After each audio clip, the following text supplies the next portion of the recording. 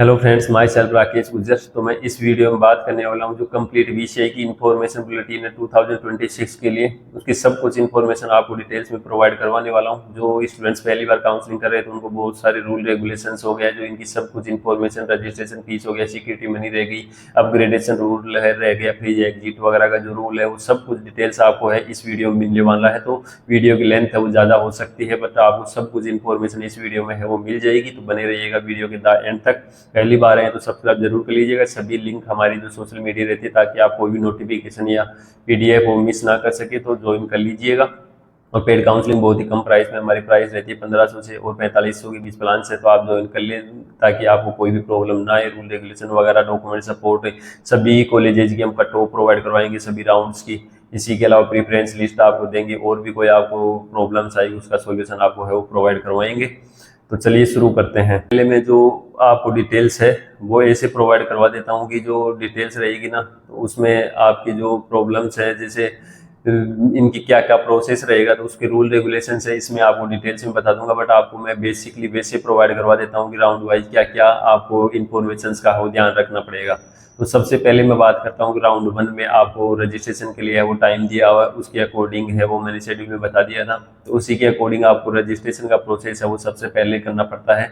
उसी के साथ रजिस्ट्रेशन के साथ ही आपको चॉइस फिलिंग का है वो टाइम दिया जाता है। तो फर्स्ट राउंड में है वो टाइम थोड़ा ज़्यादा रहता है, 6 दिन का। तो आप टाइमली है वो प्रोसेस है वो कर लें रजिस्ट्रेशन का। इसके रिलेटेड में वीडियो है वो प्रोवाइड करवाता रहूँगा। तो रजिस्ट्रेशन का प्रोसेस हमको करना पड़ेगा, तब आपको है वो सिक्योरिटी मनी, वो मतलब जो रजिस्ट्रेशन फीस है वो देना रहता है फर्स्ट राउंड में। फर्स्ट राउंड रजिस्ट्रेशन फीस रहती है वो SC ST कैंडिडेट्स, PWD या PH वालों के लिए है वो 500 रुपये रहती है। OBC WS के लिए वो 900 रुपये रहती है। और जो जनरल कैंडिडेट है उनके लिए वो 1000 रुपये जो हमारा रजिस्ट्रेशन फीस रहता है वो रहता है। इसके अलावा कोई भी चार्ज आपको फर्स्ट राउंड में देने की ज़रूरत नहीं रहती है। अब आप फर्स्ट राउंड में आप रजिस्ट्रेशन कर देते हैं, तो रजिस्ट्रेशन के बाद आप वो है वो कॉलेज अलॉटमेंट के लिए है वो प्रोसेस जो फिक्स आपको टाइम में ही करना पड़ेगा। कॉलेज अलॉटमेंट हो जाता है। कॉलेज में अलॉटमेंट के बाद आपको जो मैंने डॉक्यूमेंट्स बताए अदर वीडियो में, आप नीचे की प्लेलिस्ट जा करके देख सकते हैं, उसमें सब कुछ इन्फॉर्मेशन मैं देता रहता हूँ। डॉक्यूमेंट्स आपको लेकर के कॉलेज में स्पेसिफिक टाइम रहता है, उसमें आपको जा करके रिपोर्ट करना पड़ेगा, तभी आपका एडमिशन वो कन्फर्मेशन हो जाता है। अब इसी के साथ जो सेकंड रहता है कि अब हम कौन कौन स्टूडेंट्स हैं जो अपग्रेड लगा सकते हैं। तो इसमें एक तो सेकंड राउंड में कौन कौन पार्टिसिपेट कर सकता है, पहली बात तो जो न्यू कैंडिडेट है वो भी रजिस्ट्रेशन कर सकता है सेकंड राउंड में। इसी के साथ जो पुराना कैंडिडेट है जिसको कॉलेज नहीं मिला है, तो वो भी डायरेक्टली है वो बिना किसी रजिस्ट्रेशन फीस के आपका रजिस्ट्रेशन किया हुआ डायरेक्टली कॉलेज फिल करके और पार्टिसिपेट कर सकता है।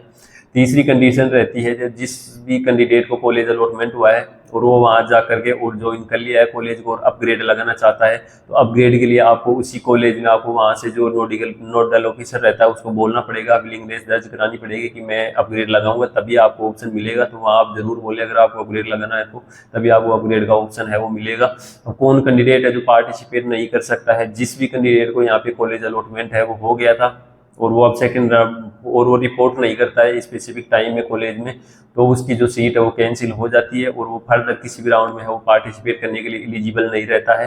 तो ये सभी रूल्स हैं वो ऑल इंडिया के जो अदर काउंसलिंग्स रहती हैं जैसे या स्टेट की भी रहती हैं, जैसे BMS BHMS BNYS या फिर BDS MBBS, उनसे बिल्कुल ही अलग है। जो इन राउंड उनमें क्या होता है कि फर्स्ट राउंड वो फ्री एग्जिट रहता है, बट यहाँ पे कोई भी फ्री एग्जिट का ऑप्शन नहीं रहता है। आपको कॉलेज है वो मिलती है, आपको मस्ट ज्वाइन ही करना पड़ेगा। तो कॉलेज फिल करते टाइम आप प्राइवेट कॉलेज का ध्यान रखिए, आप फिल ना कर दे वरना आप डायरेक्टली काउंसलिंग से वो बाहर हो जाएंगे। मैंने बता दिया कि फर्स्ट राउंड सेकंड राउंड में आप अपग्रेड भी लगा सकते हैं और कौन कौन पार्टिसिपेट कर सकता है और कौन पार्टिसिपेट नहीं कर सकता है, वो भी आपको चीज़ें हैं वो समझ आ गई होगी। इसके बाद मैं बात करता हूँ जो सेकंड राउंड है। सेकंड राउंड का प्रोसेस होगा जो स्पेसिफिक टाइम रहता है उसमें बहुत ही कम टाइम, 2 दिन का ही टाइम दिया जाता है। सेकंड राउंड स्टे वैकेंसी में 2-3 दिन का जो भी टाइम है उसी के अंदर आपको, अगर कोई न्यू कैंडिडेट है रजिस्ट्रेशन करेगा, पुराना कैंडिडेट है वो डायरेक्ट है वो चॉइस फिलिंग करेगा और उसका रिजल्ट आ जाएगा। उसके बाद जैसे ही उनका जो कॉलेज अलॉटमेंट हुआ है उसी की जो फीस रहती है वो रहता है, डॉक्यूमेंट्स लेकर के आपको कॉलेज में जाकर के स्पेसिफिक टाइम में रिपोर्ट करना पड़ेगा। उससे पहले आप जो हमारे कॉलेज के जो भी आपकी कॉलेज अलॉटमेंट हुई है उसके नोडल ऑफिसर से है वो डायरेक्ट कंसर्न कर सकते हैं, जो भी इंफॉर्मेशन है वो ले सकते हैं। इसके बाद आपको जो अलॉटमेंट हो जाता है आप है वो ज्वाइन कर लेते हैं, तो आपको कोई दिक्कत है नहीं। अपग्रेड वाले कैंडिडेट अगर किसी को अपग्रेड हुई है तो भी आपको जाना पड़ेगा उस कॉलेज में, न्यू अलॉटमेंट हुआ तो उस कॉलेज में जाकर के रिपोर्ट करना पड़ेगा। किसी को न्यू भी अलॉटमेंट हुआ तो वो भी जाकर के रिपोर्ट करना पड़ेगा। जिसको नहीं हुआ है वो कैंडिडेट है वो ऐसे कैसे रह जाएगा, और वो है स्टे वैकेंसी राउंड के लिए है वो पार्टिसिपेट कर सकता है। अब स्टे वैकेंसी राउंड में कौन कौन पार्टिसिपेट कर सकता है? पहली बात, कोई भी न्यू रजिस्ट्रेशन है वो स्टे वैकेंसी राउंड में नहीं होगा। तो कोई भी ऐसा कैंडिडेट सोच रहा होगी मैं फर्स्ट सेकंड में पार्टिसिपेट नहीं किया, थर्ड में डायरेक्ट पार्टिसिपेट कर लूंगा, तो ऐसा पॉसिबल नहीं है। न्यू रजिस्ट्रेशन अवेलेबल नहीं रहेगा। इसी के साथ जो फर्स्ट सेकंड राउंड में कोई भी कैंडिडेट हो जिसको अभी तक अलॉटमेंट नहीं हुआ है वो स्टे वैकेंसी राउंड में जा सकता है। इसके अलावा अगर फर्स्ट सेकंड राउंड में किसी को भी अलॉटमेंट हो गया था ना, वो अब कॉलेज ज्वाइन किया हो या नहीं किया हो, ज्वाइन कर लिया हो तो भी नहीं आ सकता, और ज्वाइन नहीं किया हो तो भी नहीं आ सकता। मतलब स्टे वैकेंसी राउंड में पार्टिसिपेट करने के लिए कंडीशन एक ही है, या आप फर्स्ट सेकंड राउंड में आपको कॉलेज अलॉटमेंट नहीं हुआ हो और आप है वो फर्स्ट सेकंड राउंड में पार्टिसिपेट जरूर किया हो, वो ही स्टे वैकेंसी राउंड में जा सकता है। इसके अलावा कोई आपके पास अदर ऑप्शन नहीं है कि कोई कैंडिडेट है इसमें पार्टिसिपेट कर ले। इसी के साथ जो इसका सिक्योरिटी मनी रहती है तो उसमें अलग अलग रहती है कि जो जनरल EWS OBC के लिए शायद है वो 50,000 रुपये आपको देने पड़ेंगे। वो आपको फर्स्ट सेकंड राउंड में देने की जरूरत नहीं रहती है। आप स्टे वैकेंसी राउंड में पार्टिसिपेट कर रहे हैं तभी आपको ये फीस देनी रहती है। PH SC ST वगैरह के लिए है वो 25,000 रुपये आपको सिक्योरिटी मनी है वो देनी पड़ती है, तभी आप काउंसलिंग में पार्टिसिपेट है वो करते हैं। अब इसके भी वही रूल रेगुलेशन है। आपको अगर स्टे वैकेंसी राउंड में कॉलेज मिल जाती है और आप रिपोर्ट नहीं करते हैं तो आपकी सिक्योरिटी मनी है वो लॉस हो जाएगी, और आपको मिल जाती है आप ज्वाइन कर लेते हैं तो आपकी सिक्योरिटी मनी है वो रिफंड है वो हो जाएगी। तो ये जो बेसिक रूल्स है आपको सब कुछ समझा दिया हूँ। अब इसके जो मेन इन्फॉर्मेशन ब्राउचर था उसका पूरा सार तो मैंने समझा दिया, ये डिटेल्स रहती है। और भी आपको डिटेल्स में कुछ कुछ जो इंपॉर्टेंट इन्फॉर्मेशन हैं वो आपको बता दूंगा, बट इसके अलावा आपको है कोई मेजर है वो देखने को नहीं मिलेगा। मैं अपग्रेड के लिए बोल रहा था, अपग्रेड ओनली आपको है वो फर्स्ट राउंड से सेकंड राउंड में ही देखने को मिलेगा। सेकंड से थर्ड राउंड में कोई अपग्रेड का ऑप्शन है आपको देखने को नहीं मिलेगा। फर्स्ट सेकंड जैसे आपको कॉलेज मिल गई वो लेना ही पड़ेगा। तो वैसे आपको इन्फॉर्मेशन अपग्रेड से रिलेटेड बता दी। जो इसका इन्फॉर्मेशन ब्राउचर है वो आप चेकआउट है वो कर सकते हैं। इसमें जो भी मेन इन्फॉर्मेशन रहेगी उसके बारे में मैं आपको बता दूंगा। ड्यूरेशन आप देख सकते हैं वो 5.5 ईयर्स का रहेगा ही।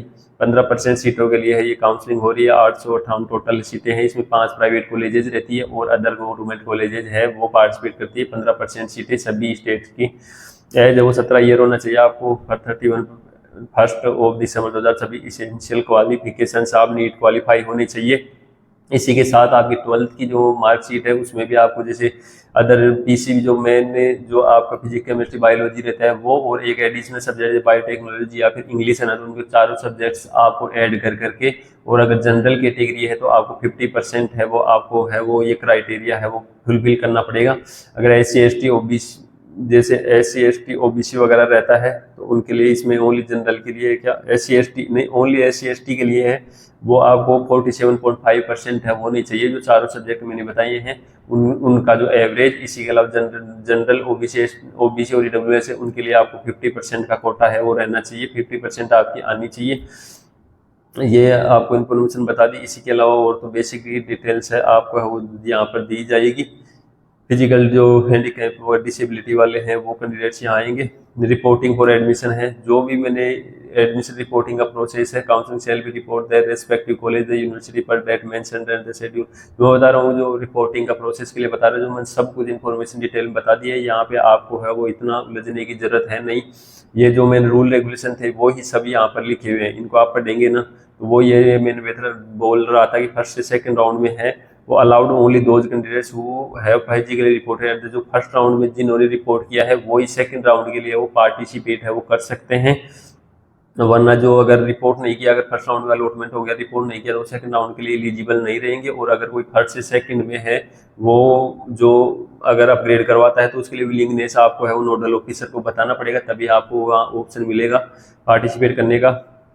इसी के अलावा और भी अगर रिपोर्ट करने में अगर कोई भी कैंडिडेट फेल रहता है तो उसकी खुद की रेस्पॉन्सिबिलिटी रहेगी, उसकी सीट कैंसिल कर दी जाएगी और फर्दर राउंड में भी आप है वो काउंसलिंग में पार्टिसिपेट नहीं कर सकते, डायरेक्टली आप काउंसलिंग से बाहर हो जाएंगे।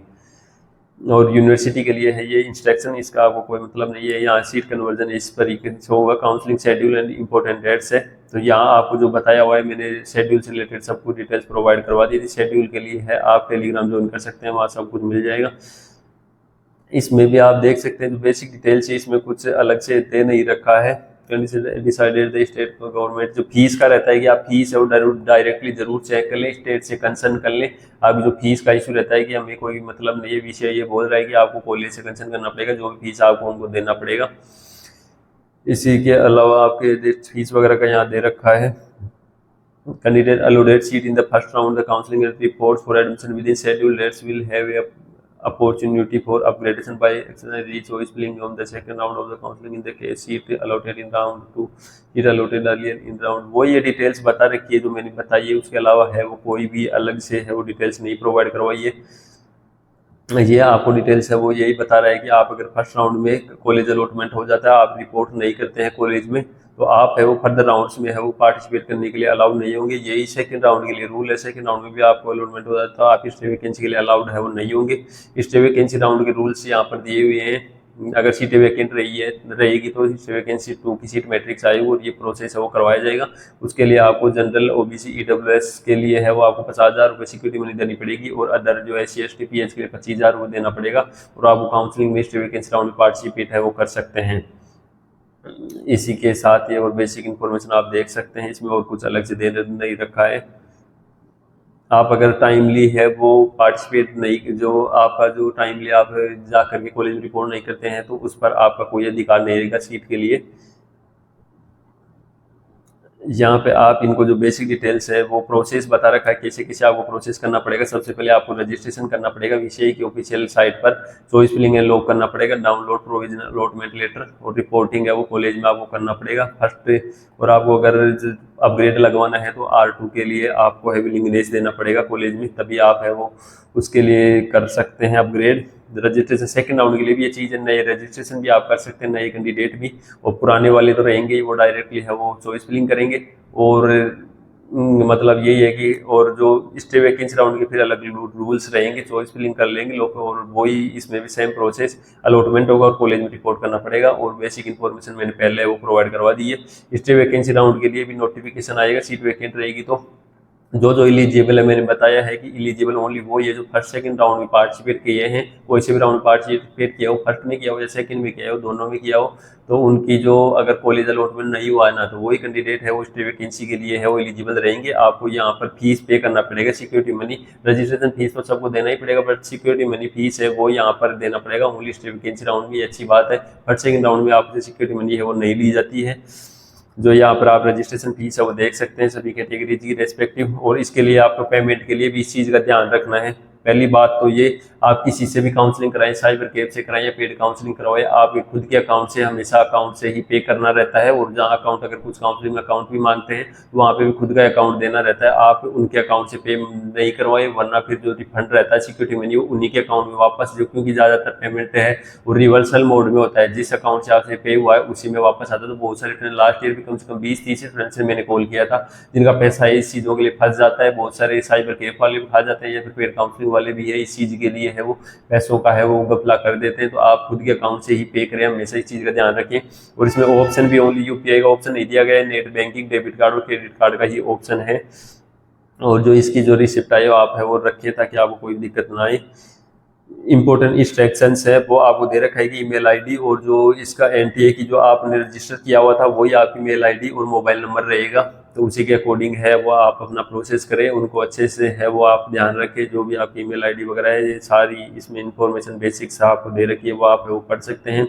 बट इसके अलावा आपको कोई भी डिटेल्स है वो अलग से ध्यान रखने की ज़रूरत नहीं है। जो मैंने सब कुछ थी वो यहाँ प्रोवाइड करवा दी, इनको आप डिटेल्स में है वो जान सकते हैं क्या क्या इसमें बताया हुआ है। डॉक्यूमेंट्स रिलेटेड में अलग वीडियो है वो प्रोवाइड करवा दिया हूँ, वो आप चेकआउट है वो कर सकते हैं।